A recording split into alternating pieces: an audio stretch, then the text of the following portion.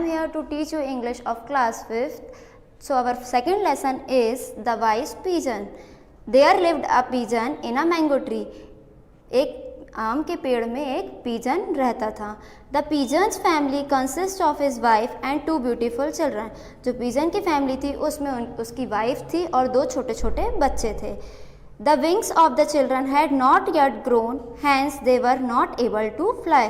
जो उनके बच्चे थे छोटे छोटे उनके अभी पंख नहीं थे तो वो उड़ नहीं पाते थे.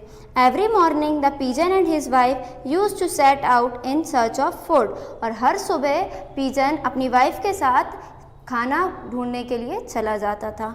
They used to return before the fall of night. और वो शाम होने से पहले मीन्स रात होने से पहले वापस लौट आते थे. The children were happy to see their parents back home. और जो छोटे छोटे दो बच्चे थे वो बहुत खुश होते थे अपने पापा मम्मी को देखकर. On the same mango tree there also lived a monkey named Kalu. और उसी मैंगो ट्री में एक मंकी रहता था जिसका नाम क्या था? Kalu. He considered himself to be very powerful and so often took up fight with the birds, no pity issues. और वो हमेशा अपने आप को बहुत पावरफुल समझता था और छोटी छोटी बात पे वो उनसे लड़ाई करने की सोचता था. All the birds on the tree were afraid of the monkey.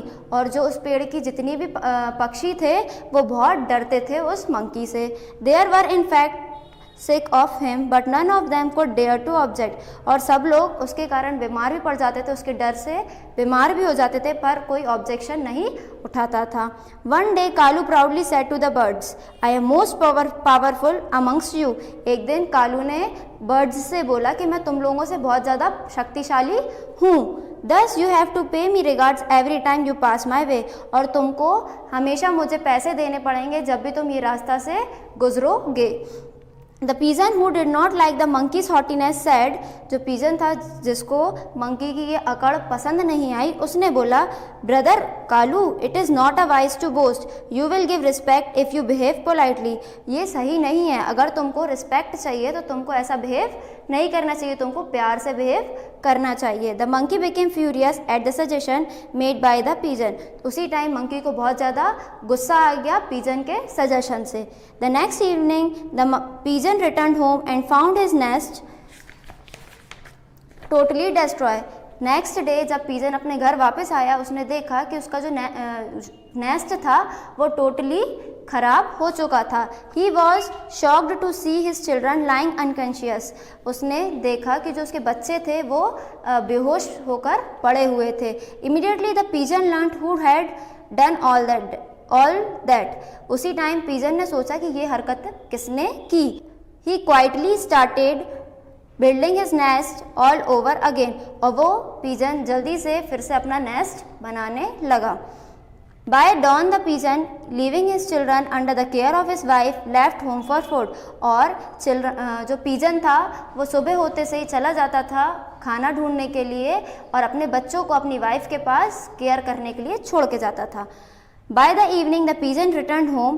जैसे ही शाम को पिजन वापस आया अपने घर, he came to know that the monkey had been lying on the branch of the mango tree and was moaning in pain the whole day.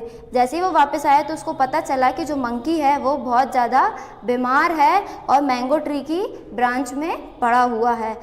None of the birds from the mango tree went to him to inquire about his health. और कोई भी bird उसके पास उसकी हालत पूछने नहीं गई है. The pigeon's wife said, It is really good. जो पिजन की वाइफ थी उसने बोला कि ये बहुत अच्छा हुआ. This wicked monkey deserve her a punishment. उसने बोला कि जो मंकी है उसको अपनी पनिशमेंट मिलनी ही चाहिए थी.